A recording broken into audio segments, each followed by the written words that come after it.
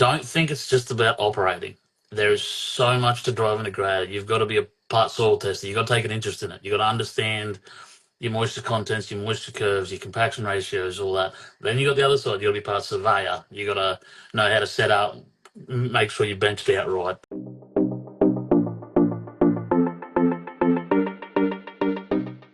Thank you very much for joining this live podcast. I've got an interview here with a lovely young gentleman by the name of Aaron from Walsh Civil and Haulage. Azza, I think you like Azza instead, don't you? Oh, yep. Yeah, that works. That's it. Judging by your TikTok name, Azza. So, do you mind if I call you Azza for the rest of the thing? Perfectly fine. Oh, beautiful. Thanks very much for joining us tonight, man. No dramas at all. My pleasure. Oh, excellent, man. I'm glad to have you on. So I know that you're more on TikTok than Instagram. Actually, I think you had to actually rejoin Instagram, didn't you, to get on this interview? Yeah. So for everyone on Instagram, if you haven't heard of Azza, it's Walsh Civil and Haulage. He's got a lot of videos and that up on TikTok mainly. Yeah.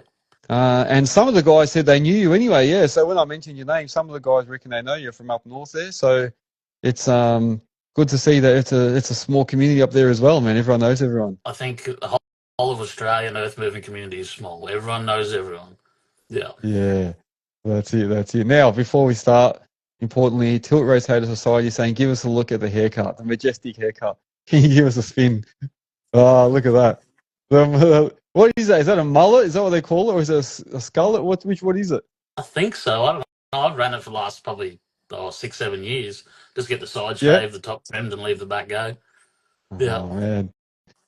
Mate, my kids, they see photos of me when I was in like grade 6, and I had a full mullet back then. I had the full like Bon Jovi style hair. I don't know. It was just back in those days. And they always give it to me, and they always just randomly pull up that photo and keep walking around the house with it. Yeah. So they keep on top of it. And look, it's back. See, I was in fashion before they even knew it, man. So let's get down to business. So thank you very much for joining. Obviously, I like to have people on that can share their stories, especially people in our industry. So we'd like to hear your story, man. So let's start. Where do you want to start? Let's start with, so your business name, Walsh Civil and Haulage. Is that, I'm assuming that's your surname? Last name, yeah. And then I have a passion for trucks, but obviously love driving machines and sort of wanted to incorporate that we do both. And that's where the name come from. Very good. And like, is this been something that you've done since you were a kid? Like, was it run in the family, or is it something you just started on your own? No, my old man's a boilermaker. And then I was obviously working for other people for a lot of years and decided I'd step out on my own and started subbing as just an operator, like subbing myself out as an operator to start your business.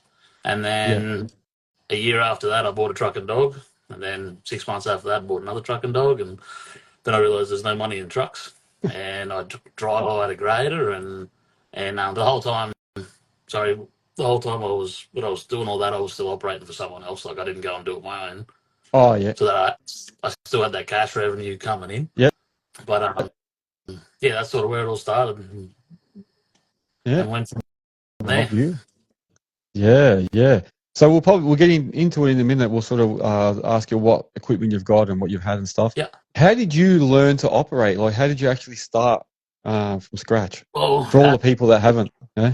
As I said, my old man was a boilermaker. So as like a young child, like, 10 and onwards, I'd go to work with him on the weekend. He'd have to weld up an excavator bucket or fix a crack in a loader boom or something. And I'd have to help him, be his TA.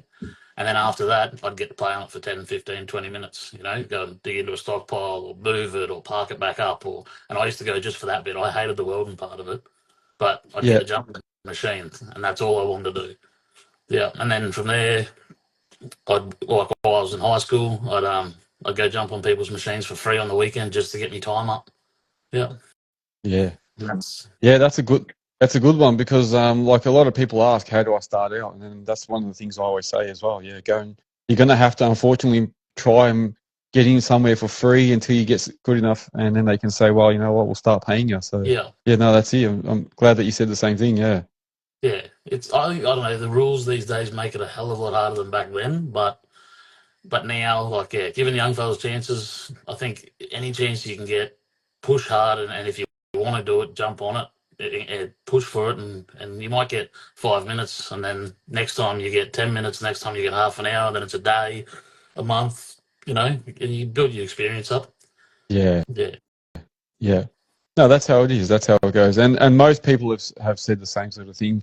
And also, like, yeah, you touched on how it's getting a bit harder, because this is what I spoke to Precision Enviro about the other day. So James was saying the same thing. Like, we can't really blame the kids for everything, because it's just safety nowadays doesn't let you even bring a kid to site in your tipper or anything. You can't do anything anymore.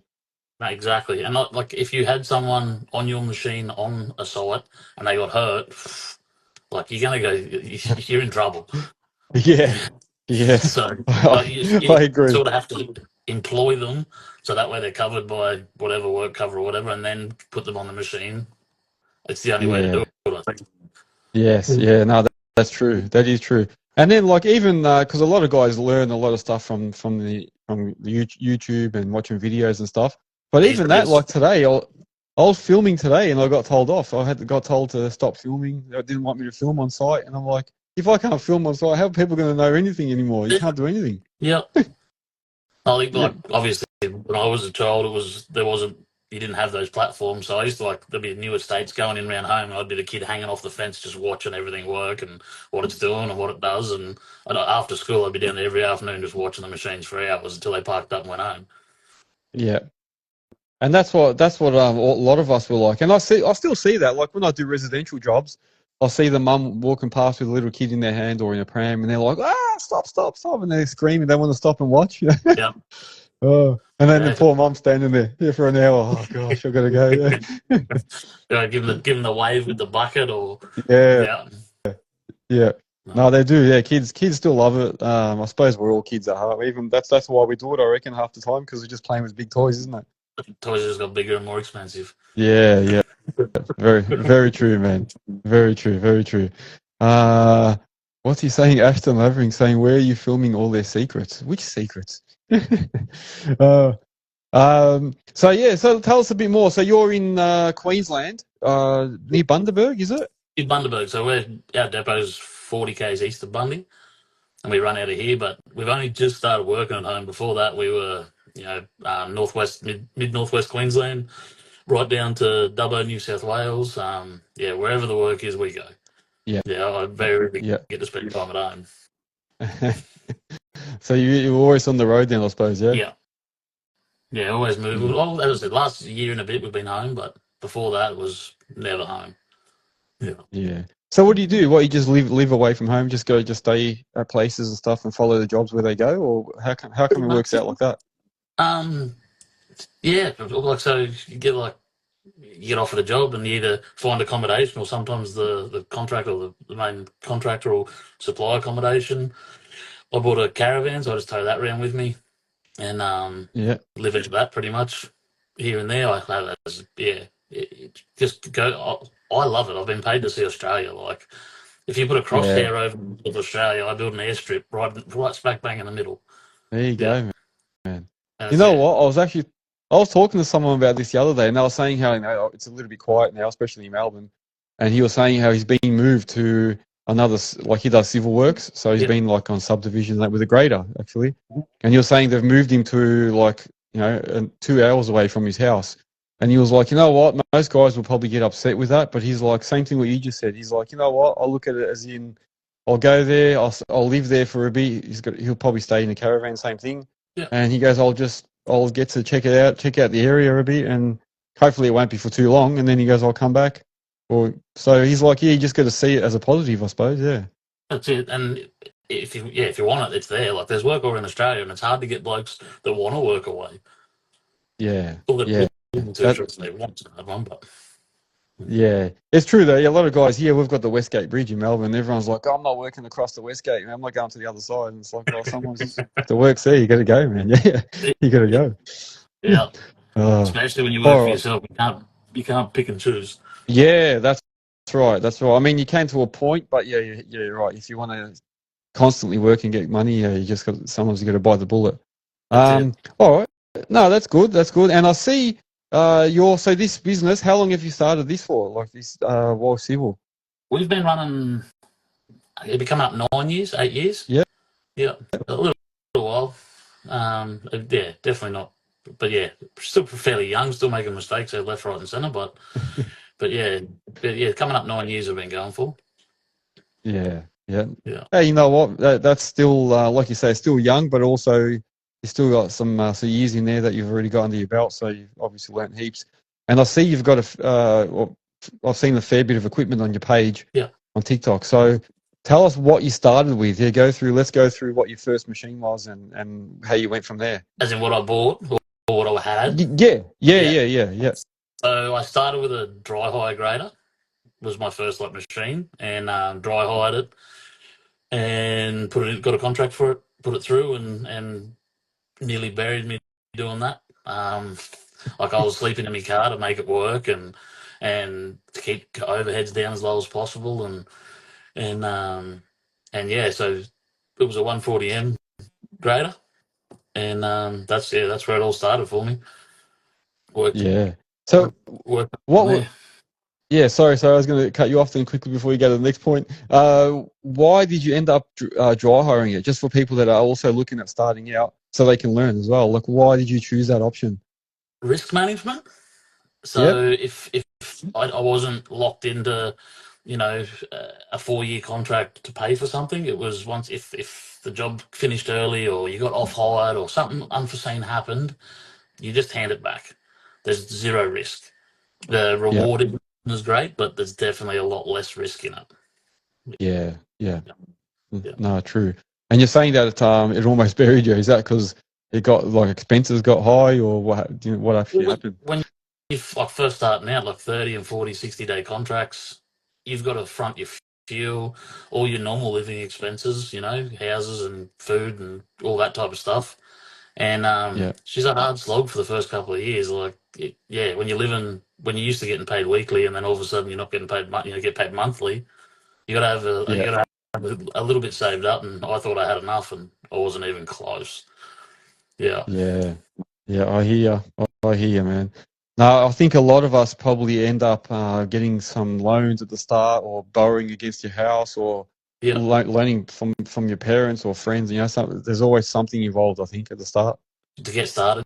Yeah, usually. Yeah, I remember my first month, I had $50 left in my account. The graders cutting edges are on the moldboard. The fuel gauge has been on red for 3 hours that afternoon. Yeah. I went to bed that night and I'm like, she's done. I'm done. She's over. Yeah. I woke up in the morning, my first check in the account. I was like, put a fresh tank of fuel in it, buy some cutting edges, and go back to it.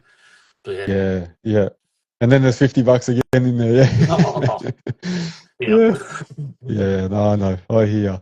No, it's good just so people can know why, because there are different options. Yeah, buying brand new, buying second hand, leasing, all those things. So it's good. It's good if people know what the different options are and how it affects your business. And even down the finance road, you've got leasing options and chattel mortgages and all those different options that change all the dynamics on everything. Yeah. All right. No, that's good. So you got the grader, and then after you finished with the hired one, what did you end up doing after that? I purchased one. I went through Cat Finance and purchased an ex-council one. I had to wait 3 months for it to come in. Low hours. Mm-hmm. I think I had 5,000 hours on it when I got it. I had to put UTS and GPS on it. Yeah. It was just a maintenance grader, so it had no machine control. And so we went through Cat Finance, got that across the line, and so I've still got that grader now. That's the one in your videos always. Yeah, she's still working. She's up in Moranbah. I think it's got 13 or 14,000 hours on it now. It's still going strong. Nice. Yeah. Oh, all right, cool. And I've seen you got some other stuff too. So you got I think you saw, was it a Western Star I saw for hauling and stuff and floating? Moving all our gear around. Yeah, I've got a 4800 Western Star with a C15 in it. Last of the cat trucks. Yeah. Nice. So Caterpillar in it. I'm thirsty on fuel, but I love it. I love the sound of it. Yeah. Is that a Road Ranger on that one? Yeah, 18 speed in that. Yeah, 18. Yeah, yeah. yeah. How's your leg at the end of the day? Is it, or do you do it all clutchless? I do a clutchless. I take off with a clutch. That's about it. Even if I'm on a hill, I won't even use a clutch to take off. I just let it roll Yeah, until yeah, it slips the gear and keep going. I yeah, actually had that thing. I was in peak hour traffic on the gateway, which is kind of like what's that big bridge in the middle down there? yeah, yeah. The Westgate, yeah, yeah, The Westgate peak hours, like gateways like that, and yeah, I shit a clutch. I couldn't, and everyone just kept jumping in front of me, and I couldn't select, like, I could change gears, but I couldn't stop, so I wouldn't be able to get it back in gear.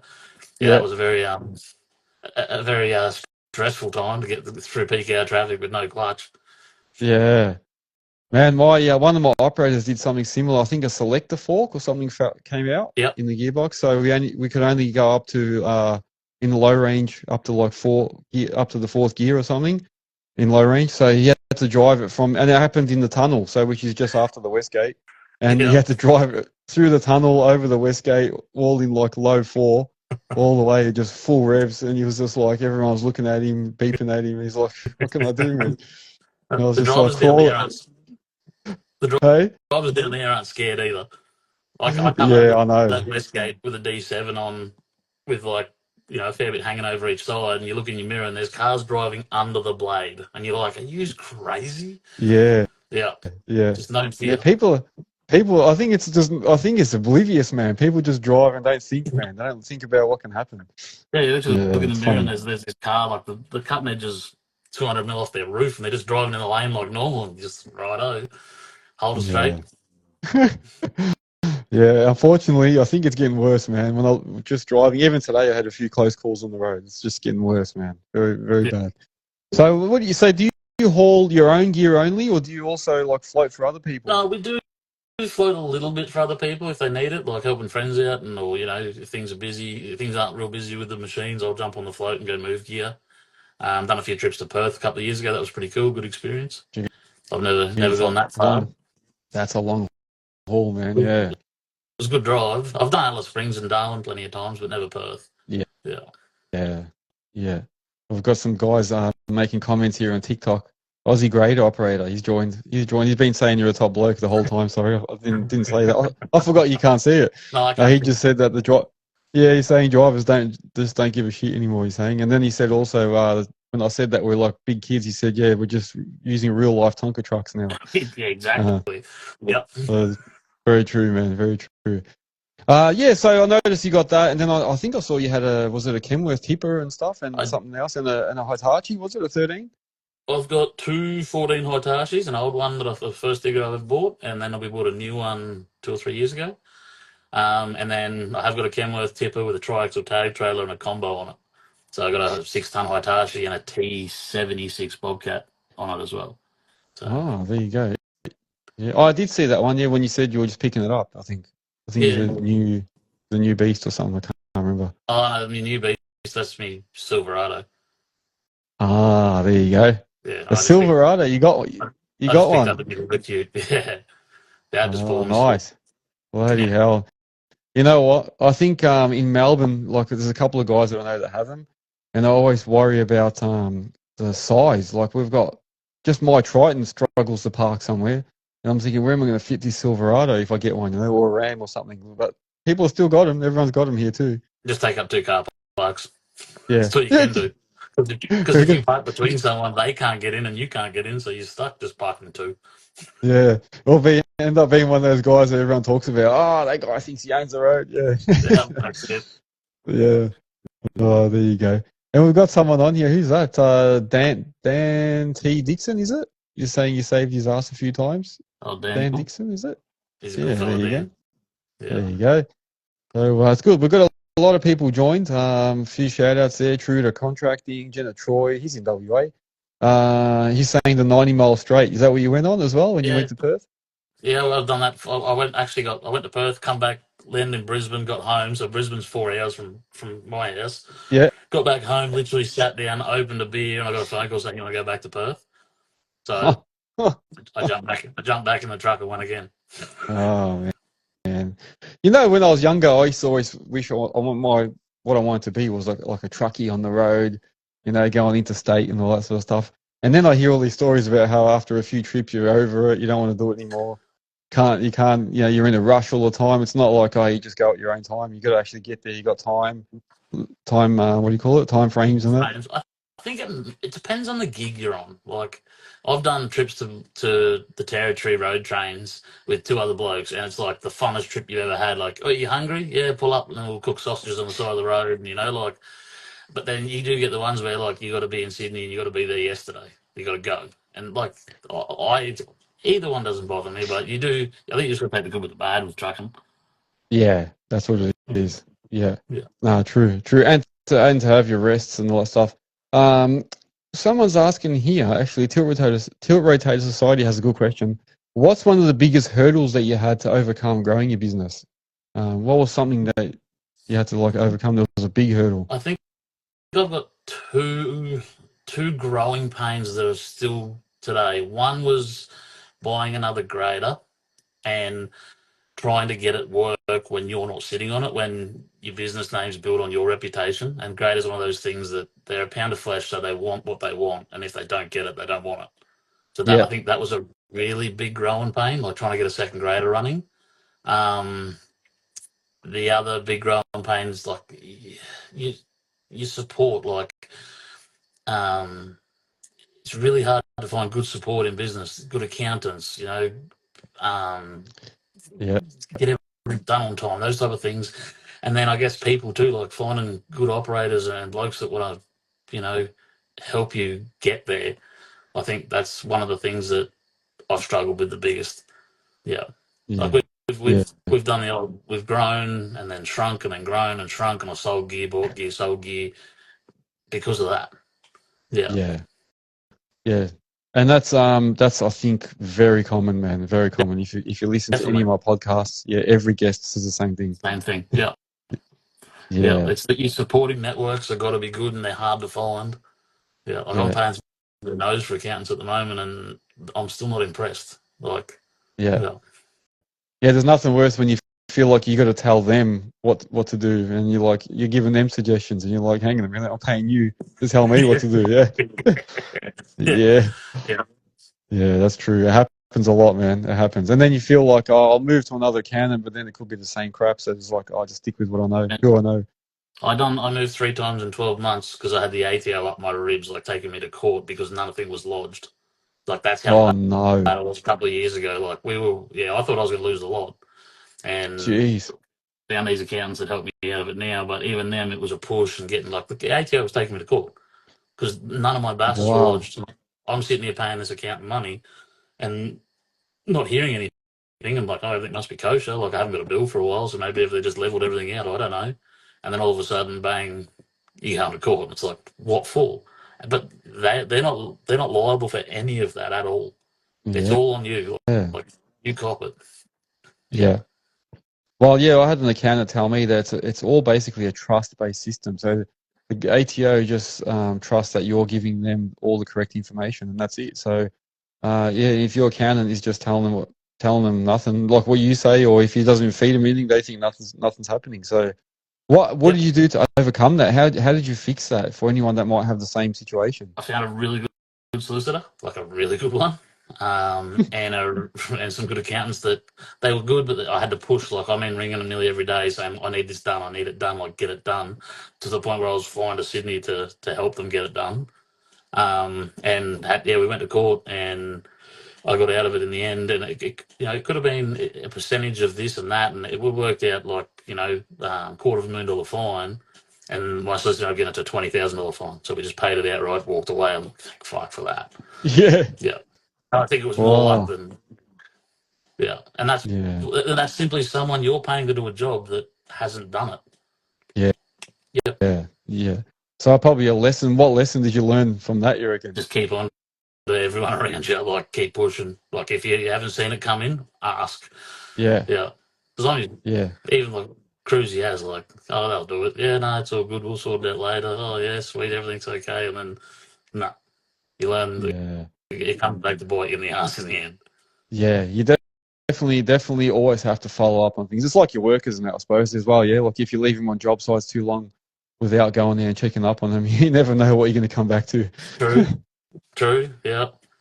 Yeah. Yeah, that's it. No, that's good. That's really good advice for people. So anyone that has or is depending on their accountants and stuff, just make sure that you are following up with them. So as you can see, you know, you don't want to end up in court and stuff as well because I've been there. it's It's just not a fun.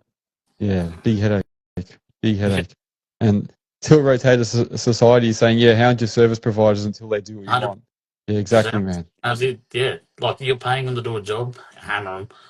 Yeah, Yeah. yeah, yeah. Now, I always say that my wife tells me sometimes you got to be more like your mum because my mum's like, if someone promised something, they're going to do it. And she'll ring him. Mate, if she checks her receipt when she gets home and Woolies has ripped her off 5 cents for something, she'll drive all the way back to Woolies and say, I want my 5 cents back. Yeah. And my wife always says, you got to be more like your mum. Just get on top of her and tell her. Bloody hell. Yeah. Oh, man. All right. No, that's good. Well, so what about employees? While we're on that topic, yeah. What have you got? Have you got employees now?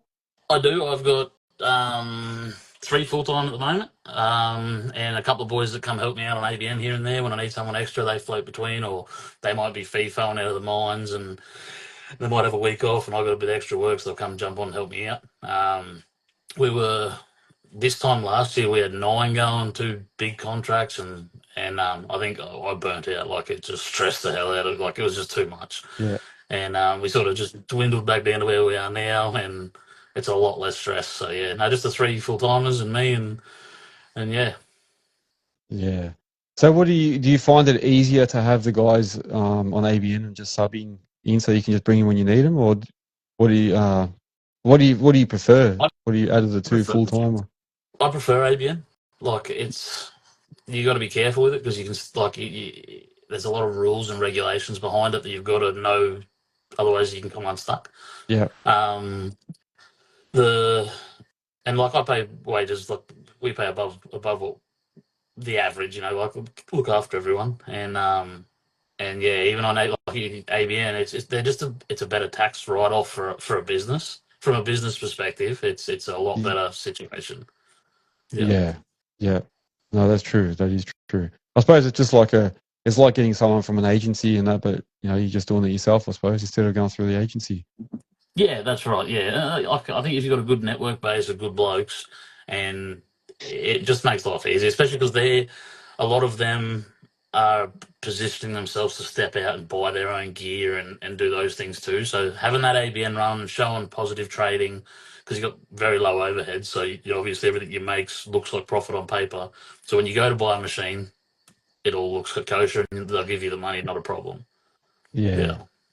Yeah, that is true. That is true. What type of work do you mainly do? So what's the main type of work that you do? Like roadworks, pavements, overtaken lane extensions, whole new greenfields roads, a lot of pavement work, gravels, and that we turn our hand to most things, but yeah, I think gravels and pavements is probably what we do best. Yeah, Yeah, yeah. I notice a lot of your videos are on the grader. Yeah, doing a lot of road stuff. road stuff. Um, Yeah, and that's sort of where it's our bread and butter. yeah, yeah, yeah. What machine do you spend the most time in? Um, Probably 50. Well, since I've got the John Deere, I spend probably most of my time in that. Um, and I don't mind it. I actually enjoy it. I don't think it's a bad machine at all. I know it's got plenty of power. Between the John Deere and the Western Star, probably my 2 machines I spend the most in. I still jump in the diggers on a weekend and here and there if the Yeah, boys need time off or whatever. But yeah, I think yeah, definitely the grader's probably the most I spend my time in. yeah. And which one's your favorite? Like, if you had to sit in one more than any other one, what would be your favorite? I got mates that are staunch John Deere. I got mates that are staunch Caterpillar. It doesn't bother me, honestly. Like, Yeah, they've both got their pros and cons. They're both good machines. I think ergonomics, and I've spent a lot more time in a cat. Like, if someone held a gun to my head and said pick, I'd probably pick a 140. Yeah. yeah, yeah. Now, I did see, so in a lot of your videos, you're always giving like advice on the grader and stuff like that. That's the one I see more often. Yeah. How to use the grader, how to use the GPS and all that, and the Trimble and whatever else and other stuff that you have. Totally. So you're giving people good advice in that. What made you do that? Is that something you just sort of doing just by yourself? So when I first started my TikTok, there was no. I'll step back. I was dating someone that spent that much time on her phone. I was like, "You want to watch something? I'm going to get a heap of followers and I'll show you." Anyway, that was the byproduct. And then when I started Yeah. throwing videos up, I'd get like a lot of younger fellas like, "Oh, I've just started in a grader and I'm having trouble with this, or I'm doing that, or this isn't working, or my GPS isn't doing the wrong screens on there, or something." And so I used to try and type it back to them. Now, grade 3 was the best 5 years of my life, so I struggled to write, and I was like, "Oh, I'll just do a reply video. It's easier." And that's sort of where it took off. And then, you get another question, and just keep replying. And that's sort of how it happened. Yeah. Yeah. Yeah. No, that's good. That's good. Someone's Yeah. asking, Jenna Troy saying, are you a Trimble or a Topcon user? What do you prefer? I've used Trimble for the last like 15 years straight, and we just got our first Topcon UTS system. So Oh, you changed. I haven't used it yet, but Yeah. So I can't give an honest opinion on that until I use that. Yeah. Yeah. So for now, Trimble's the main thing to use, yeah? But not Earthworks. I can't use Earthworks. I feel like the old fellow with the pegs when it comes to Earthworks. It's like, nah. Yeah, true, man, true. Yeah, a lot of people still like that. Look, I'm still like that. I'm still very old school, the old string lines Yeah. and the old dumpy and that. So, yeah, I I learned that do way. like. Like, I learned trimming the pegs in a digger. I learned trimming the pegs in a grader. Like, boys run with strings behind you and all that. I can do it. I'm slow at it now. Like, I had to do it not long ago, and I'm slow. But yeah, I think it's because I've been just so spoiled with having live heights in front of me 24/7. Whenever you, gosh, Yeah. yeah, Yeah, yeah. You know what? It's yeah, dogs, man. I've got mine over there. I was thinking mine might start barking because it's starting to rain. Like if it thunders, he's going to start as well. But he was he sitting hasn't there started yet. sleeping, little shit, and I don't know what. Don't mind Dashy. Ah, all good, man. You can't predict everything. What about while we're on this? Oh, hang on, someone's saying something here. What? Where'd he go? He's got to get his dog. You go grab him if you want. Up to you. Nah, he's alright. He'll come back now. That's it. That's it. Yeah, it's saying that Trimble rocks. They got a good user interface, and then Jenna Troy saying Earthworks is awesome. Yeah. Yeah. Yeah. Sorry, you going to say something? Yeah. I'm not not that I hate Earthworks. I just haven't used it. I've used it for probably 30 hours. So I haven't got my head around it yet. You know what? It's good that you say that you don't use it because a lot of guys would just say, "Yeah, I use all that stuff," but it's honest. Yeah, you don't use it, and I'm like that too, man. Yeah. Yeah.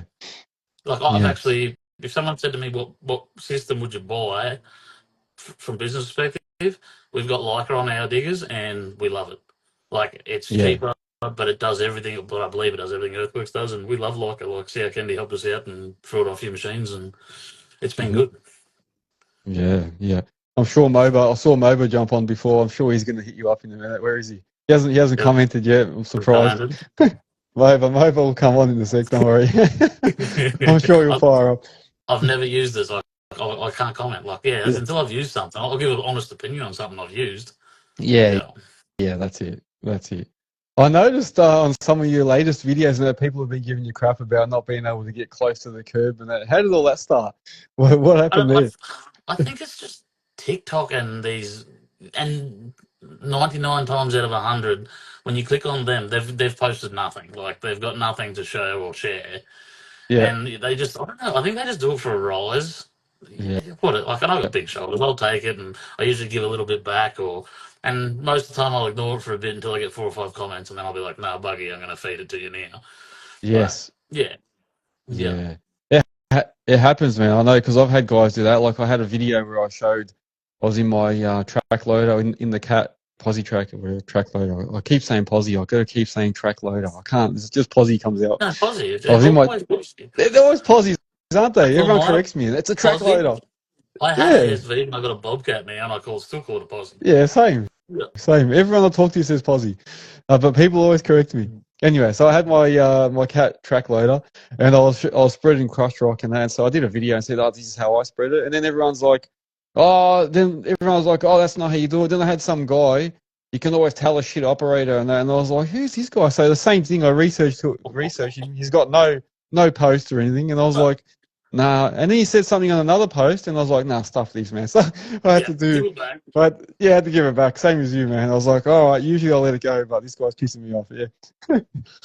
Oh man, a thumb just come up on the screen. It did, yeah. It, something on mine said something about ISO thumb something, and I don't know, I couldn't really read it. Yeah, because I went like that, and a thumb came Come up. I don't on, know what happened. Anyway, something about oh well. ISO. Yeah, yeah, that's it. Yeah, good on you. Oh, it happened again. Look, it's doing it again. I don't know. Technology, man, technology.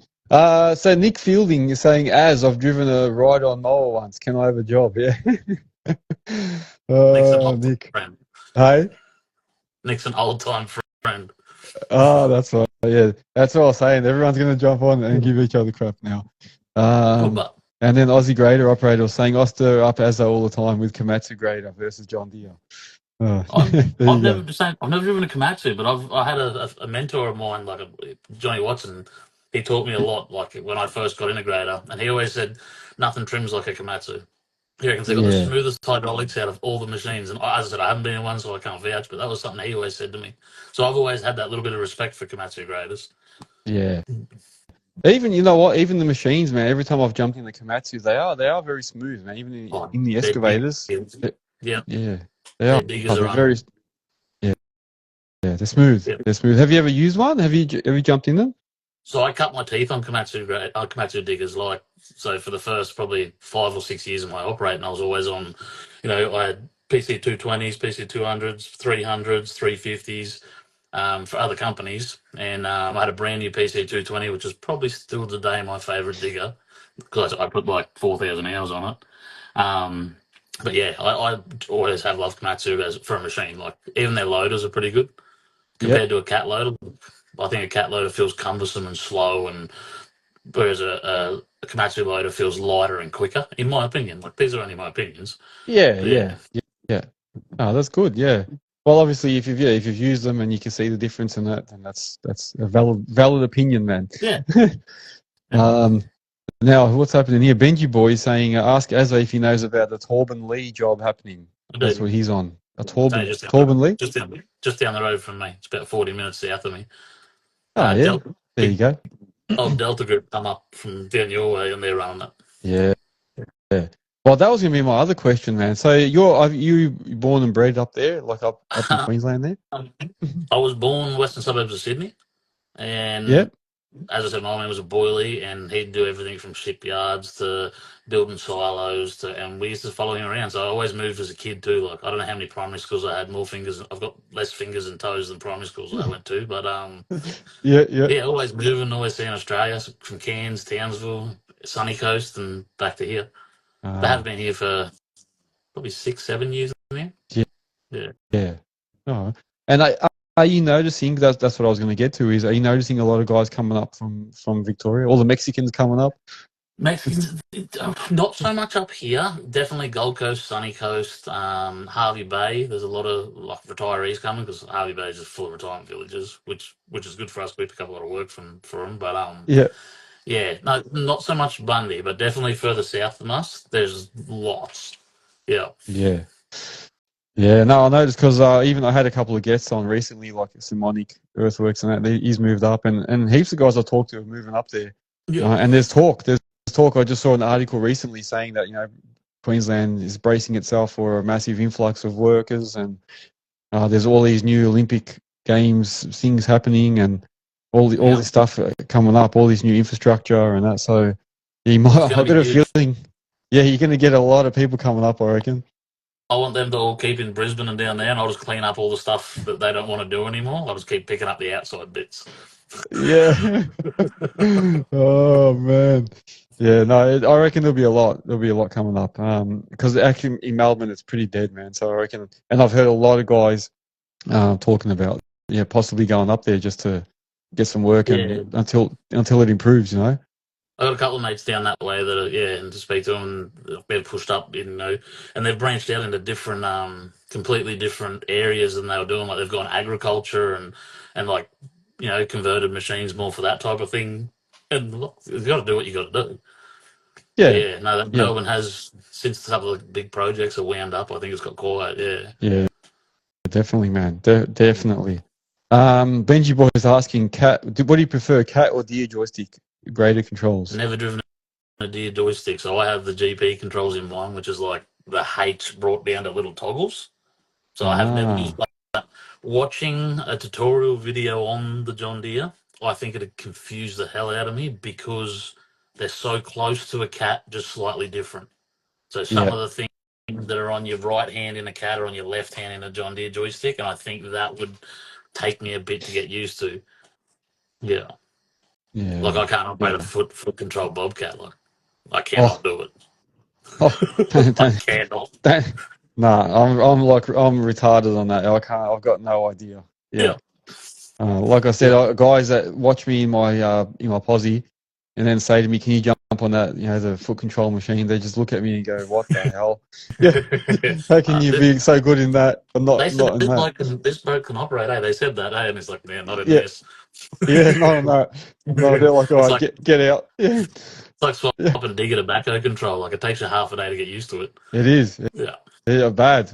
Yeah. Well, I was talking to someone about that the other day. I was saying how my operators used to stir me up always, and when we used to work on the machines on rain days, they'd swap it over to backhoe mode, and then like, they'd be watching me. They record me, and they go, "Yeah, we're finished. Can you move it?" I'm like, "Yeah." I'll go over and start moving, and they just watch me going, swearing, going, "What's going on here?" Yeah. Everything's backwards. Oh man. But I I wanted do to it. ask you before. Oh, You're right. sorry. Say again. You're right. No, you go. Yeah, no, I was going to That's say I all. noticed that your hat. I really like Yeah. your hat. Is that the one that's got your? Is that your combo on the brim? The Yeah. one that you wear in your videos. Is is that your actual truck on there? Yeah. So that's my 104, Yeah. and that was a cat bobby in the back, and then get a lot in the 14 tonner on the tag trailer. There you go. I noticed that in all your videos. That is a bloody good idea. So for anyone that's listening and not watching, he's got a hat with his actual tip truck in there, and the tag along is that what you want to call it, or plant trailer? Tag trailer. With the 13. Is that a 13 on there? You say? Yeah, 135 Hitachi. Yeah, and the cat posse is it a cat one? You say? Yeah, it is a cat. Yeah, it was a dry hide machine. Yeah. I've Oh, never owned a cat posse. there you go. So that hat, did you get that made, or did someone make it for you, or? CTC. So I just sent them in my logo and what I wanted and a couple of pictures, and they made it up for me. And yeah, I've got to do another order like that. Yeah, that's why it's on the shelf. That was the one I used to wear. That's why it's all sweaty and yuck. Yeah. But it was the last one, so it's still sitting there. There you go. Oh, when Benji Boy saying that you sent one out to him. Yeah, I Oh, did. When I got them, I ordered 100, and a few people wanted them, and I said, "Well, send me your addresses. I'll send them out." Like I didn't want nothing for them. I was surprised so many people wanted to wear my hat. Like it was like a wow. it's like a trophy. Yeah, Yeah, it it's a was like trophy, mate. yeah. Yeah. Yeah, no, that's good. Good. That's a good sign then. He's actually Benji's got a good question. Actually, he's saying, "Have you ever used carbide tips on the grader instead of cutting edges?"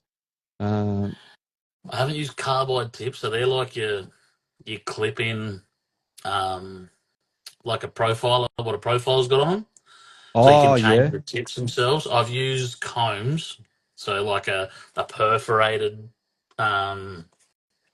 set of edges, which I'm not a fan of. I find it leaves lamination behind it. It lets too much fines fall out the back, and you end up with like a layer on top. So when the smooth drum hits it, it you can literally kick it off. Like it doesn't seal. So if you get an inspector come along, rub their foot on it, it's just going to peel off and then rip her up, do her again, bruh. Oh, oh no. Yeah. I'm not a fan Yeah. of.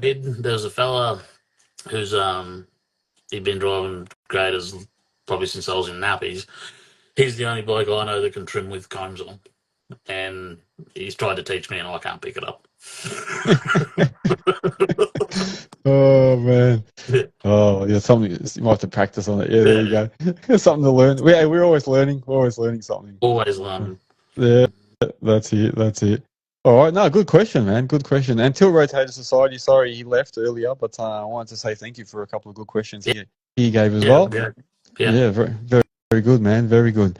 So, how did you go through COVID? How did COVID affect your business?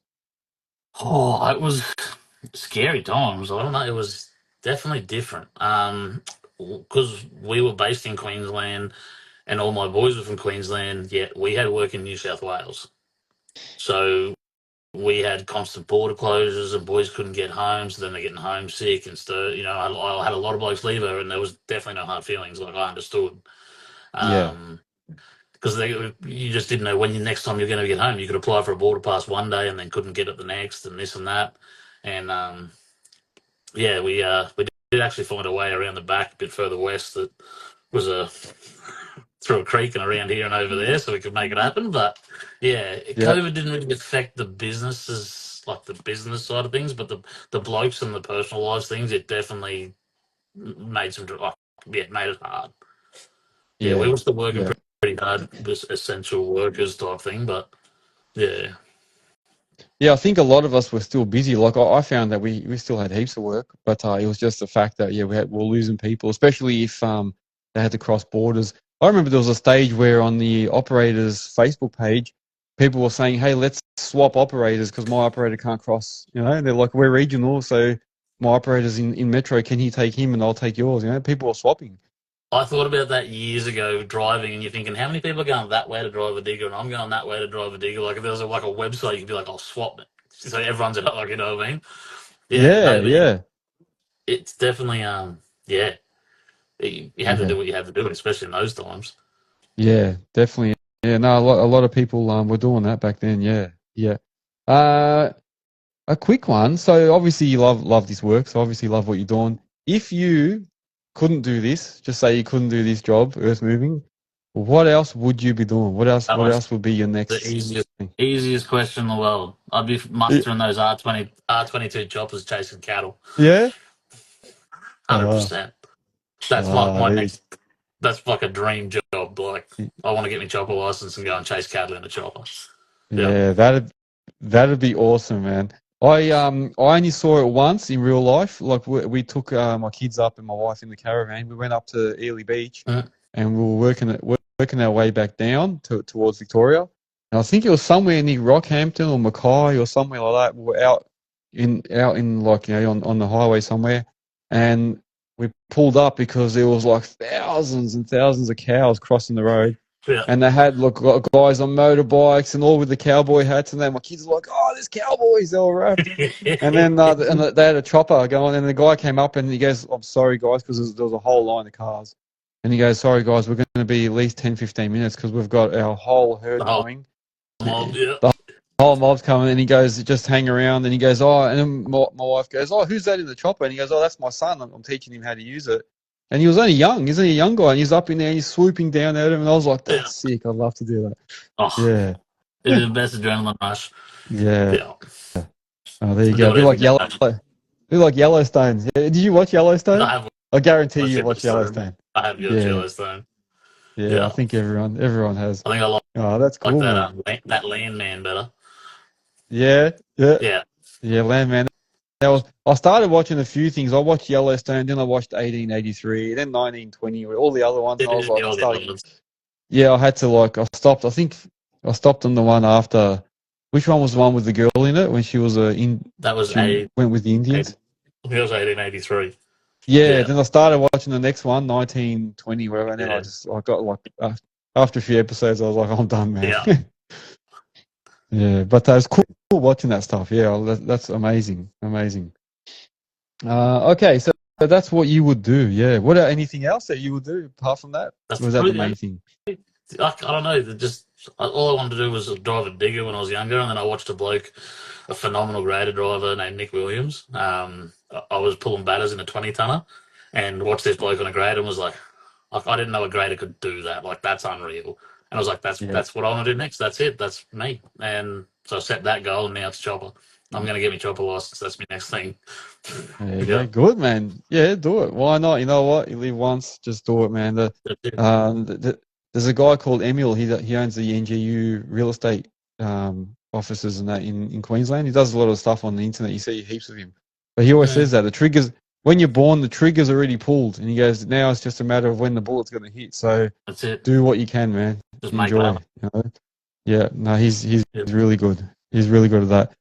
Speaking of that, so Sam C from New Zealand, there you go. I watch him as well on TikTok. He's saying any advice for young grader operators trying to get better? Yeah, what? Any advice for young grader operators? I think, don't think it's just about operating. There is so much to driving a grader. You've got to be a part soil tester. You've got to take an interest in it. You've got to understand your moisture contents, your moisture curves, your compaction ratios, all that. Then you got the other side. You got to be part surveyor. You got to know how to set up, make sure you benched out right, work out how our total station works to get the best use out of it on a setup to get good numbers to trim, because a surveyor can set up off the same points with their jigger on the other side of the road, and you can get a 10 mil difference. And then when you're playing with a 15 mil tolerance, you know what I mean? Like there's that much. Driving a grader is 1/3 of the problem. The other Yeah, third being a surveyor, the other third's being a soil tester. And whether you're using machine guidance or not, all those things still come into play. And if you're doing it yeah, freehand, you don't have live numbers, you've got a bloke running with strings, it's even harder. Like that, the machine control part becomes a bit, the operating part becomes a little bit more, but you still got to take an interest in all those things. Don't just take an interest in driving the grader. yeah, Like I used to yeah, be on big jobs, and on wet days when we couldn't drive a grader, I'd go in the lab with the soil testers and ask them how everything worked. yeah, Because I had an interest in what I was doing, and I want to know why the hell my subgrade just failed. Why did it fail? And they'd explain it to me and be like, "Oh, that makes sense, Friday." You know, like, yeah, and there's just that many variances to it. You have to be over all of it to get, like, the stress to get, say, one piece of pavement to pass. You've got to keep a supervisor happy, do it in a reasonable amount of time. You've got to keep a surveyor happy to get it, the heights have got to pick up right. Now you've got to keep a soil tester happy to get your test to pass. You've also got to keep an inspector happy with the finish on the surface, and then you got to do all the safety aspects as well. Like yeah, it is a very, very, if you can't handle high stress, don't try and pick a grader to drive. Like you've got to have a pretty cool head on your shoulders, and even I still dip it. Yeah. yeah. And also don't forget, yeah, I suppose guiding all the trucks and getting them to spread it out correctly and where you want it, isn't I it? was only having this conversation with a bloke. He's been driving for 2 years. We're having a conversation last night, and he was saying about, just truck drivers and this and that. And I was like, I find dealing it with sarcasm works the best. Like, they'll come in and they'll completely leave a huge gap, and then they'll run out a bit, leave a big pile. And the next time they come in, like, oh, how do you want this one? I was like, oh, just leave a gap and big pile at the end. Oh, you don't ask for much. It's like, well, it's what you did last time. Yeah. And they were like, oh, righto. It was like, yeah. Yeah, because I hear it, man. I hear it on the radio all the time. Like, yeah, I said, fucking put it over here, not there. And then they'll start yelling at each other. Yeah. And we've got a 10 or 9.8 long meter machine, and you're working in a corridor 3.5 meters wide. You can't turn them around real easy. You know what I mean? Like, and then trying to push theirs out and get a truck to fill that up, and then you've got a huge lump. Like, I think, the other thing Yeah. is bad. Like, it takes a 5-second lapse in someone's concentration can take you all day to fix, and people wonder why grad drivers are angry. It's like, because you didn't think, and now I've got to fix it. Yeah. Yeah. That's the same as me. Like, I never knew how important it was. But, like, for instance, if you're doing a 1 kilometer road or something, and you get it off grade by 10 mil across that whole surface, that's a lot of material that you've either lost or you've added on for nothing, and someone's not going to be happy. Yeah, somebody's not going to be happy with that. Your engineer's going to be up your ribs. Yeah, Like I remember years ago, I done a car park and we played the tolerance game. We went top of tolerance on subgrade, top of tolerance on our 2.5 or your SMZ layer in New South Wales. Everyone's got different terminologies, and then we got 2.3, 2.1, and we played the tolerance game, top, bottom. And that car park alone saved $230,000 in gravel. Just there you go, playing man. the So you can, tolerance game. yeah, you can make or break a project, I suppose, isn't it? As a grader operator. Yeah. Exactly. Yeah, but yeah, they either make money or they lose money. Yeah, yeah. What's one of your pet hates? Yeah, so we talked about truckies just then, I suppose. What's one of the other pet hates? Pet hates. I don't know. When I was younger, I probably had 1,000. Now I can, like, even like, you get your water carts. Like, I learn a water cart. A good water cart driver will make your life easy. They understand that even if you're in a paddock or you're on a road and there's one tree with a shady spot in your mix, and they understand just to speed up a little bit as their sprays hit that, just to keep the water consistent. That type of Yeah. thing is just unheard of these days, and that makes your life easier.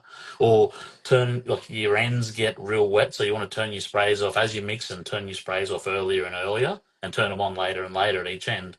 So that way it's all consistent. That way when you lay it out, it's all the same moisture. Because I can guarantee 9 times out of 10, you'll lay it out and you'll have a big soft spot at the start and a big soft spot at the end, Yeah. and you got to dig it back out and mix it, put it back down again, and it's because of that. But as you get Yeah. more experience in a grader, you learn to carry more material at the start and carry more material at the end and less in the middle, so that you can compensate for the water cart. Ah, there you Yeah. go. So much more than I thought. Because to be honest, I've never operated one, and I see the graders going up and down. I've jumped on the roller sometimes, and they've asked me, "Can you quickly jump on the roller?" Or with the 5-tonner, can you just grab that last bit in the bit where they can't grab, all the leftovers? Yeah, pull it Yeah. out. And that's about it. So, but I've never actually been involved. And I've seen guys walking with the shovels, cleaning the curb behind them and stuff, but I never really actually sat in one. And I always think, man, that must be so important, because you need to have the perfect team. Like everything just has to run perfect, isn't it? Yeah. And very rarely you'll get, it all to work perfect, but you just adapt. You have to. You adapt in the middle and work with what you got. And most of the time, blokes are good blokes. They just don't have the experience, and you try and teach them the best you can. But you don't pick it up in 5 minutes. It's years of experience. Some of the best water carts I've driven with have they're old grader drivers that have given up driving graders. Now they want to drive water carts. Yeah, And they're the best. yeah, because they already know. Yeah, exactly. Sam C in New Zealand is saying roller driver will make or break you as well. Yeah, that's true. So A good roller driver will make a basic grader driver look great, or a good grader driver look shit. Like that's just all. That's yeah. Yeah. Now I know why, because I had a mate that was saying to me, like, "Oh, if you're not going to be using machines as much and that, do you want to jump on my grader?" Because he's trying to form a team, and he goes, "I want to have the perfect team." Now I know what he means. He's probably thinking what you're saying. He wants somebody that's going to be good in the grader, someone that's good in the water cart, someone good in the roller. Is That's that it. you reckon that's what it is? 100%. Yeah. And if you can get it like all rounders, there is a lot to it. It's not driving the graders. It's not the hard bit. It's Yeah. all the other bits that come to it that you get the blame for. When everything goes pear shaped, I can guarantee when you're pulled in an office and an engineer's screaming at you because his project's over budget. Yeah. Yeah.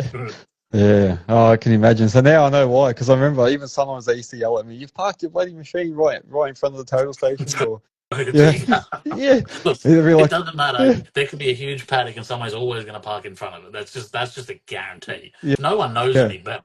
yeah, yeah. Yeah. No, it happened to me every time, man. I park the tipper there, or park something, and then the next minute I hear the radio. "Can you move your freaking truck or move this?" Oh, man. What's the Aussie grader operator saying? It's hard because water cart is boring to most operators and they leave, so you need to teach another one. Yeah, I suppose it would be. Yeah, it'd be a bit boring. He's spot on. Spot on. They come, they get, and then they're just like, I don't want to do this. This is boring. Yeah, yeah. Even my father-in-law, he's retired, and he was like, maybe I should just go and do like a water cart driving thing, and I was like, nah, I don't think you'll like it, man. You'll probably do it for a bit and then go, Two Yeah, different types of people. Like just wetting haul roads and keeping the site damp, fair enough. Turn sprays on, turn sprays off. But yeah, when it comes to like mixing gravels and things, there is a lot to it. And the yeah, same thing, it'll make someone's life easier or a whole lot harder. But you learn to deal with it. yeah, yeah. No, that's good because I mean, I know a lot about excavators and trucks and that, but I didn't know much about graders. So it's good that you're actually clarifying a few things. Oh, we've got graders official just joined. Speaking of graders, is perfect timing. You just missed our whole conversation. He stole one of my video years ago. Well, someone sent it to me, and I was like, "Hey, that's me." Hey, bloody graders official! I can't believe it. Yeah, I can't believe it. We'll have to get him on here. One day we'll get you on here as well, graders official. Actually, I think he was on the other podcast with the other guys. I'm pretty sure he was. Saying too late. Yeah, you missed the conversation. We are just saying how critical it is to have a good team. Like as a grader, as a grader operator, it's not just your grader that counts. Yeah, so you actually got to have a good water cart roller. All the other team has to be good as well, and the truck drivers that are delivering it, and the GPS has to be set right. There's just so many variables. Yeah, he was. Yeah, he was saying he was on dirt and all. That's right. My competition. Your competition. Yeah. Great as official. You'll have to come on the real podcast now, man. 100% self-sufficient workforce. Yeah. Yeah. No, that's it, man. That's it. No, very good, man. It's been a really good chat.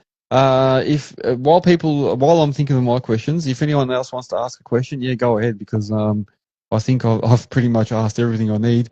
You're obviously doing a lot of stuff on TikTok and that. Does that help your business? How you finding the socials? Are they actually helping you get more work or not really? Helps my ego. The it. I've thrown up some job ads on there, like especially when I've got an opportunity and I've got a company that's willing. I say, look, I can't get anyone, but I'm willing to throw a younger fella on and give him a chance, and I'll mentor him. And I've had a few companies go, yeah, sweet, do it. And so throw it up on there, like looking for someone green or with minimal experience to have a crack. And then you put your email up and you get these young fellas, they're keen. And you just get bombarded. And it's so hard to pick someone. So you pretty much just like scroll through and be like, that one, give him a go. Like, and I've had some great, like, really good young fellas come through and great attitudes and great skill levels, and they've hung around for a bit, and then they get to a certain point, and then obviously when they learn, you can't pay them top dollar. But as Yeah. soon as they get to that point, like a little bit better, and they're like straight on, and yeah, good on them. Like everyone's out looking after number one. I get that. But Yeah. so when you get the chance, I try and train up again. Give as many young fellas a chance as you can. Yeah. Yeah. Yeah. Yeah, I reckon that's what it is. You got to try and get someone and mold them from the start, isn't it? Yeah. Yeah. Yeah. There you go. Very good. Yeah, because a lot of people use the social media and they say that a lot of guys say they don't actually gain like a specific job out of it, but they just keep in people's minds. Like people always remember and like, oh, there's Azal. That's it. I've paid into all those different plant hire thing. Like there's a lot the subscription fee. This subscription. I've never ever made a cent off any of them. Yeah. Ever. Yeah. It's a phone call to a supervisor or a mate, or I was chasing a grader here. Give this bloke a call, and your network base just grows and grows and grows. And it's the only way I've ever got work. Honestly, it's all word of mouth and word of mouth. Your relationships, how good you are, how you were at the last job. The product you produced. And I always say that, like, you get these blokes that have got the mentality that more delays, more pays. And it's like, I don't have that mentality. I have get this one done, get it done right, and get to the next one before some other bloke gets it. And I've ran like that. But even when I was an employee, that was how I worked. Get it done once, get it done right, and get in and get out. Yeah, that's right. And they'll keep calling you. Once they realise, they'll be like, hey, you know what? We need Azza back, or Walsh Civil, Whatever, that's right, whoever it is, they done a great job. They pulled, they were quicker than we expected, blah blah, And first thing I always ask is, what's your program? What's your program? Yeah. And is it realistic? If it's a realistic program, sweet, I'll smash it, no problems. If it's not realistic, I'll say to them, I'll try my hardest, but I don't think I can get there. Yeah. And that's what Greater's official saying that, let your work speak for you. Exactly right, yeah. It's all in the detail. It is, yeah. And grading right up to the curve, is it? Is that according to that guy? That's it. Every last crumb out. Even like getting a finish on something. Like, you get blokes that run through and they trim something, but they don't have the confidence to come back, pick up that windrow and just run it back and forwards. And you should pretty much, once you're finished, have just a windrow of 20 mil stone, pretty much, like just aggregate, because all your fines should be in your surface, all locked in tight. And then if you put the rolling time into it, it'll look like polished concrete. So I worked with a few years ago. We had an inspector that wouldn't pass a pavement until we had a 3-point roller on it. Now, I've heard a lot of old time grader drivers that grew up in, like, they were trimming in G's and K's and things, and they would talk about 3-point rollers, and I never worked with one until this job. And now I'm that old time guy. Like, want a 3-point roll? 3-point rollers are sick. Like, that's what you want. Like, and you wouldn't know, because no engineer wants to pay for another roller. We've already got a smooth drum, a pad foot, and a multi-tire. Why do we need a 3-point? Oh, man. They won't pay for them, but if you see the finish they leave, like, cool. Yeah. No, that's it. Well, like you say, sometimes you bring something like that in and it can be a big cost benefit, but they don't want to do it. Yeah. No, true. And time saver, they're still going to get the job to pass. It's just the quality is not, it's 98%, not like 110. Like it's above and beyond, but when you look back at your work and you've put the time into it, and the rollers have done it right, water carts have been on time, everything's good. You look back and you're like, got this. You know what I mean? Like, but it's Yeah, a thing, that's it. yeah, Yeah. yeah. They're the ones that go up on TikTok, all the good ones. Yeah, Yeah, that's right. Yeah. yeah. Oh, that's it, man. Have you got like any regrets? Like, is there anything you look back and you go, man, I wish I didn't do that, or I wish I did it differently? I don't know, not really regrets. There's certainly things that the with knowledge and experience. Yeah, sorry, with experience become knowledge, and if you had that knowledge to start with, you wouldn't have the problems you had. If you get what I mean, so it's not really a Yeah, regret, but it's a if I didn't make those mistakes, I wouldn't know about them now, and I'll never make them again. Like, and that's I don't really have any regrets, but definitely things that if I had another time, I would do it different. Don't you yeah. start. There's a dog again. He's a little bastard. Oh, He that's usually all right, rides the man. grader, but Oh, does he? yeah, he Oh, comes, he sits on his feet. The only problem is he sleeps, and he sleeps with his foot on the brake pedal. So I'm pushing, thinking, God, this thing feels heavy. It's his head on the brake pedal slowing it up. oh no. What dog is that? What type of dog is it? Dash hand. Oh, not the dash hounds. They eat people. Have you seen those things lately? Yeah. Yeah. Wasn't it? They had this thing lately. They had this thing where a lady died or something in the house, and then the dash hounds ate her. Did you see that? Oh, look at this. Hello. He's a grader Can you dog. hear me? He The, loves the grader. the grader dog. Hello. There you go. No, he comes I with try a and get my dog. Yeah. Yeah. So does he He doesn't like does he have a diggers. He gets motion yeah? sickness in diggers. Hates it. Yeah. Oh Yeah. man. Hey, I'll tell you what, man. And I actually get motion sickness myself in diggers. Diggers. No jokes. Yeah, Yeah. if I'm in an excavator, like even today, I was just sorting material out, so sorting rock out, and just shaking, turning behind me, just throwing it behind me, turning, throwing it. And then after a while, I was like, oof, I'm starting to get a little bit sick here because I was just spinning, spinning, spinning. And I'll tell you what, Motion. it happens, man. I think, and then when you walk, sometimes, and I've said this a few times, I feel like I've got, like I've just got off the Vertigo. boat, like because I've been sitting all day, and then when I start walking to the car, I feel a bit weird, and I'm like, what's going on here? I feel a bit funny, but I think it's because you're sitting, you're not using your legs, you know what I mean, and then Maybe. you're just moving around. I don't know. Does anyone else get that, or am I just weird? Maybe I'm just weird. I don't. I definitely don't get that in a digger. We get Yeah. thumbs up. Oh, look at that. I love it. This is good. We're getting thumbs up. I don't know if the system's doing that itself or if we're getting that. Anyway, means we're doing something good. No, that's really really good to know, man. That you obviously bring your dog to work, and you can't bring kids anymore, so you might as well bring No. the dog. For some projects, like not the big tier ones, you can't. But if I'm on the right job and he can come, he comes with me. Yeah, yeah. I've If I seen a go few out, guys. Hey, if I go go ahead. start the Western Star, he'll be anywhere on the property. Like I live on 25 acres, he'll be out hunting lizards or something. If I start my Western Star to warm it up, he'll run and sit in front of the front tire until I pick him up and put him up in the truck. Like he's like, you're not going without me. No, Yeah. no, straight away. That's it. Yeah, no, dogs are good, man. I wanted to bring mine to work, but I think he would just always take off, man. He's a little a blue staffy, an English staffy. So Yeah. if he sees something, he'd be just gone. I'd never get him back. He'll be on site, just going running. Speaking of vertigo, Aussie grader operator on TikTok is saying, yeah, I get vertigo from time to time in the grader as well. There you go, man. There you If go. I'm hungover, I nearly fall out. Yes. Yeah, we've been there. We've all been there. Yes. Oh man. And then what about, I suppose we're getting closer to the end now. What is the future for Walsh Civil? What do you got in the next 5 to 10 years? What's going on? Been sending some emails. Might be coming to New South Wales again in the next 6 to 8 weeks. There's a pretty big company got a pretty big job coming up. Been back and forth with emails to them about that. Yeah. And it might be down to Western Newcastle. There you Coming go. down there and knocking a job out. So I haven't been back to New South Wales in a couple of years, so I don't mind it down there. And that would be a longer term job, you reckon, or? It's 12 months to start with, and then there's 4 years potentially after that. Oh, there you go, man. Could keep you going for a while. It's a pretty big gig. Yeah. Yeah. So, And what about machinery wise, employee wise? You looking to expand, or are you happy to stay as you are? I think we're at the stage I've got a couple of bits of gear that are coming up, like we're pushing their limits now. We're going to start having some pretty big issues.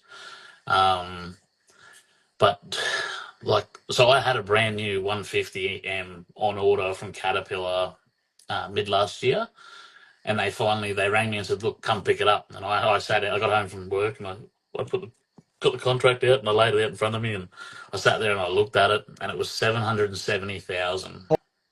Holy shit! And Holy I sat shit! there and I looked at it and I own my cat outright and I only got a little bit left on the deer and I'm like, looked at it and was like, do I really want to lock myself in for, I think off the top of my head, I think there are payments for like 9.5, 10,000 a month for the next 4 or 5 years. I can't remember the exact numbers. And I was Yeah. like, no, really don't. No. No. No. I can understand the Yeah. big companies doing it. They've got, heaps of gear to back them up to cover it. But as a small company, I don't know how you can do that. Yeah. Yeah. Like, No, that's all right. Don't worry about the dog, man. It's all good. It's all good. Yeah. but Yeah. No, yeah, so it's very costly. And it forces you to keep going. That's what I find. it And does. it's like then you have to keep going. You know. I think like even now, like this was back in the peak when new machines, like after COVID, everything was waiting list. You had 12 months order lists on things. Now the secondhand machine market's pretty low at the moment from like what I've seen watching the auctions happen. I buy like rollers and things out of the auctions. The the rates have come right down. So I think for me, if I was going to get any more gear, it'll be reasonably new secondhand. Yeah. And I'll put them on lease to buy options because you own them in 2 years. It's quite costly for the first 12 months, but after that you're pretty cruisy and you own them in 2 years, not 4 or 5. Yeah. Yeah, I don't know. It's just the that I think that's it. If we expand anymore, I don't even know if I want to. Think we're pretty comfortable where we are. Yeah. Just the 2 graders, 2 diggers, the float the combo, and between the 3 or 4 of us, just float around and do what we got to do. Yeah. Yeah. No, that's good, man. And that's good. Dogman442. Actually, before I say that, he said, "What auctions do you go to?" Connor Gibbons on TikTok is saying, "Yeah, there's less rain in Perth." So Yeah, there's I no think training. But he's giving you it's the some Connor. tips, some hints. Hey. It was not the Connor I thought it was. Then I thought it was the Connor from Childers, which is my Oh, there you hometown. go. Oh, there you go. And then Dogman442 on TikTok is asking, "Yeah, what auctions do you guys go to? Is that Ritchie Brothers or something?" Or I bought my first digger out of Ritchie's. I bought my John Deere out of Ritchie's. I use look. It doesn't hurt to be on all of them. Just be careful. Like I've been burnt. I bought a UTS system off of Grays Online. Thought I had the steel of the century, and I got a $9,000 paperweight. oh Like no. yeah, Oh so I spent $9,000 on a UTS system for a grader, and I was like, "Fuck, killed this!" Like ooh, ooh, ooh. yeah. Got it here, turned on, wouldn't do anything else. So I sent it away to Trimble to get looked at, and the salesman that was there at the time I knew fairly well, he rang me back and said, "Where'd you get this thing from?" I said, "Grays Online." He said, "This thing's been ran over by a cruiser, and Oh. it was never meant to be put back. Like it was meant to be destroyed. We took the motherboard out of it so no one had ever used it." And I was like, "Oh, I wore that. There's $9,000 I'll never get back." Jeez. Put Jeez. that down to a stupid mistake. What about stolen things? Like, how do you know if things are stolen? I suppose do the auctions obviously check things before they give them out, or is it just on your own peril? Like, it's up to you.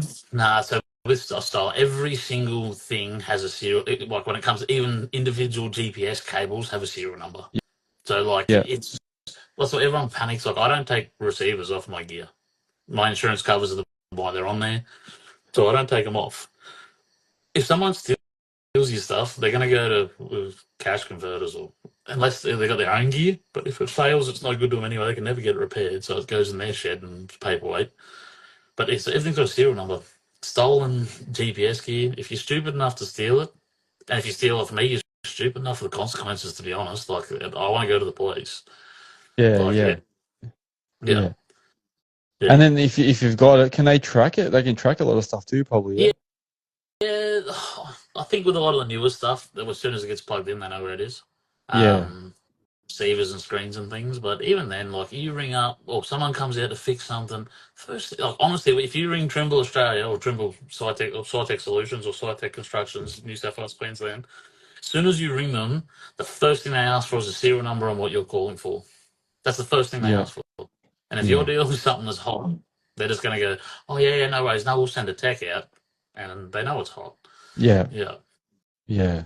Yeah, that's one thing I always got taught. My father-in-law told me that because he used to be a Sparky, and he said heaps of guys used to turn up on site and say, hey, you want to buy some cheap drills and cheap this and that? And he's like, we have this thing between us. Don't buy it because your tools will be next. Yeah, So that's right. you're just giving them an incentive to come and keep doing it. So don't buy anything because then, they'll just come and do it to you one day. So that was the old motto he used to say, and I think he was right. Yeah.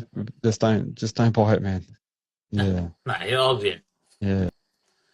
No. Full tilt saying the same thing. They handle their own shit. Yeah. No cops involved. Yeah, there you go, mate. There you go. Yeah, no, that's right. A bit of warning there to people.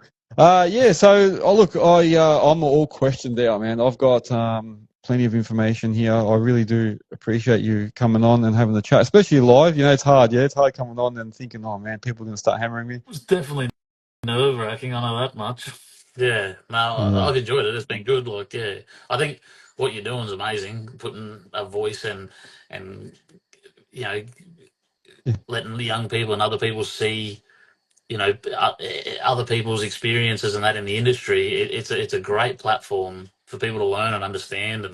And yeah, no, what you're doing is awesome. Like, yeah, yeah. Well, thanks, man. Thanks heaps. Thank you. yeah. No, legend, man, legend. And look, you know what? And my hat goes off to you because I still get nervous too, man. Before every episode, I'm like, oh man, start getting the butterflies, and I'm like, hang on a minute, I'm the one asking the questions here. What's going on? Why am I nervous? I haven't been drinking coffee. I'll give you the hint. Yeah, that's it. Yeah, same. Mine's already empty. Yeah, same. No, that's it. That's it. And is there anything that you want to add? Any questions you have, or anything you want to talk about that I haven't asked? Nah, no, look, I don't know. I'll reiterate, as I said, like, I think this is a great thing for our industry, for up and comers, young people, older people. Like, just hear other people's stories. And I've listened to your podcast, and I do when I'm sitting in the tractor, and I've got even mixing or whatever. I've got podcast blaring, and you hear blokes, and you're like, I can like that. I've done that. That's been me. Like, Yeah, there was one question on there about like owing money. Like, man, chasing money. That's one of my biggest things that I hate is chasing money. yeah, I've yeah. got a court case going through at the moment. The papers got filed today Are for you serious? So it's yeah, still happening.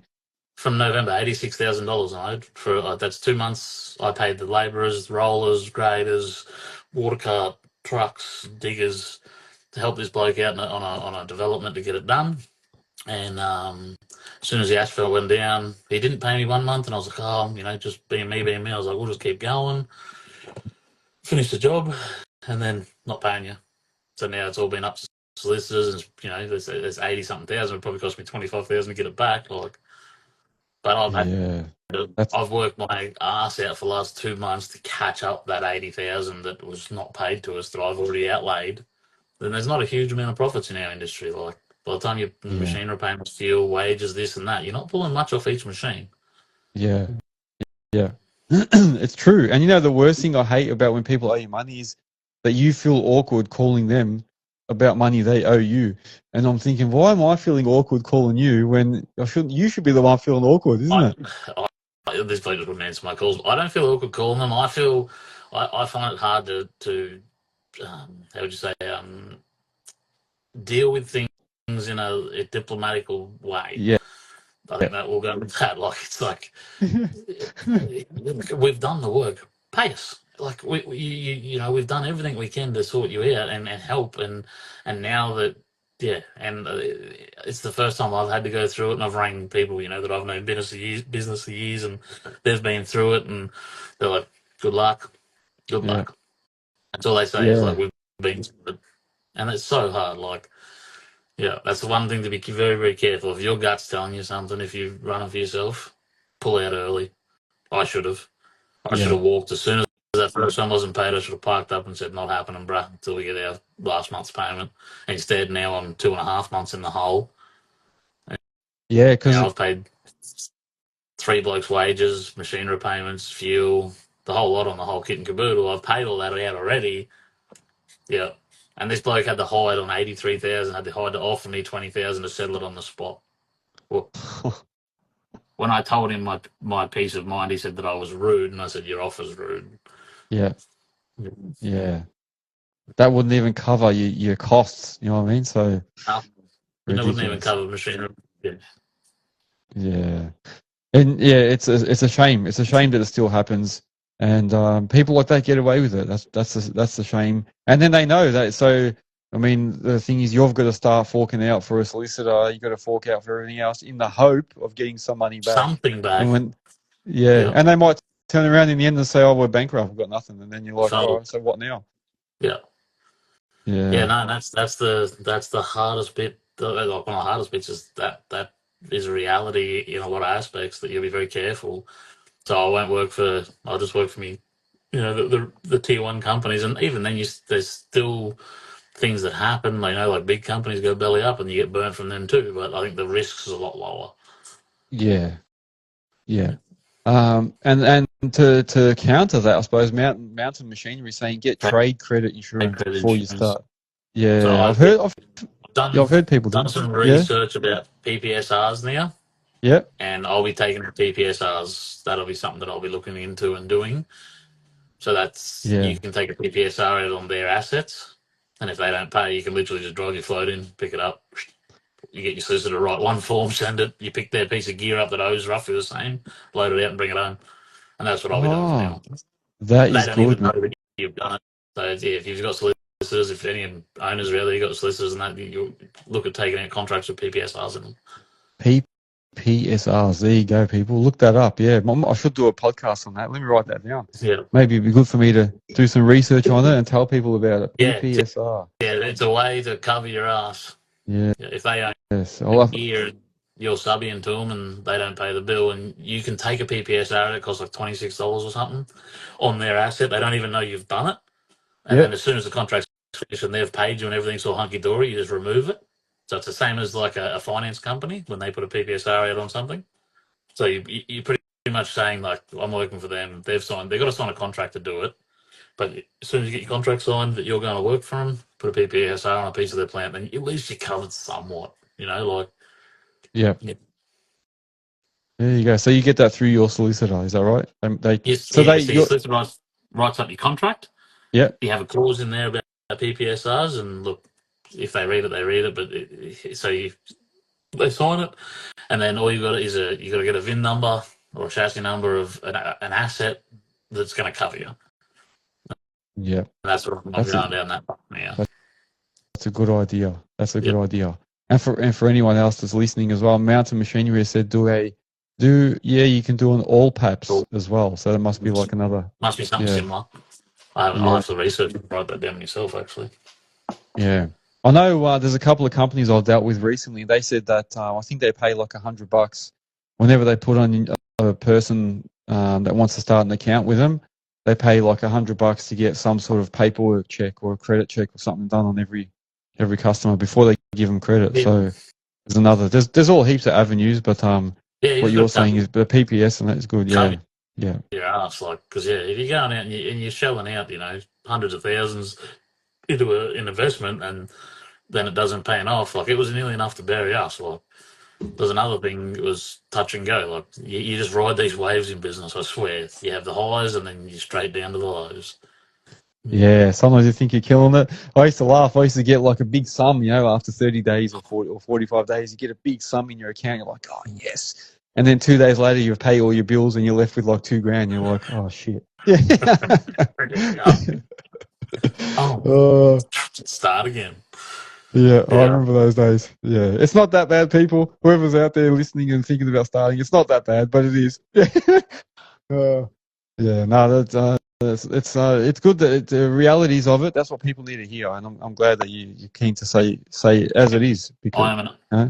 open book. Like I can tell you everywhere I've Yeah. fucked up. Like what mistakes I've made, and I've got young fellas that ask you, tell them the truth. Like no point in bullshitting anyone. It'll all come out in the wash anyway. Yeah, yeah. No, that's good. That's good, man. People need to see it for what it is. No, definitely, definitely. Anything else, man? Anything else you wanted to talk about? Nah, man, nah, not really. Yeah. Nah, it's been a good chat, that's for sure.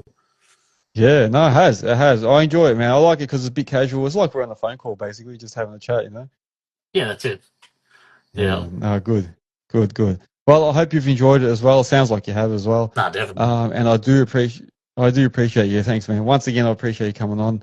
And if anyone else wants to be a guest as well, if you really enjoyed this chat and you think you want to share a story as well, hit me up, send me a message, and we'll get you on here to have a bit of a chat. And as you can see, it's working now on TikTok as well, so everyone on TikTok can see us. I think, and I'm getting some feedback here. A lot of people saying great chat and saying it's awesome, being a great chat, learning lessons. There you go. Getting a lot of good feedback here. So it's good that we're across 2 platforms. I'd love to That's what have it's this about. across more. Yeah, Yeah. that's it, man. Spread the word. If you haven't already done so, go onto YouTube, subscribe on my YouTube channel. So that's everything's Earthworks Hub. YouTube, TikTok, Facebook, Instagram. What else is there? Spotify for all these podcasts, Apple Podcasts. I don't know, everywhere. But if you go on my website, earthworkshub.com.au, you'll see links to all the socials. Share it to everyone. Make sure you go on. So Walsh Civil is actually registered on the site as well. So you can see Walsh on there as well if you want to use their services. And there's other services on there as well. You've got tip sites. I'm trying to put like things that everyone needs, events, jobs. I'm trying to make it so that it's one place where everybody goes and you've got everything you need. So we'll get there. We'll get there. All Bloody right. oath. That's it. Thanks once again, man. And to all the people that have joined tonight, thank you. And we will see you all on the next podcast. Have a great week, guys. And have a good one, man. We'll talk anyway. Cheers, man. Talk to ya. Take care. See you, everyone. Bye-bye.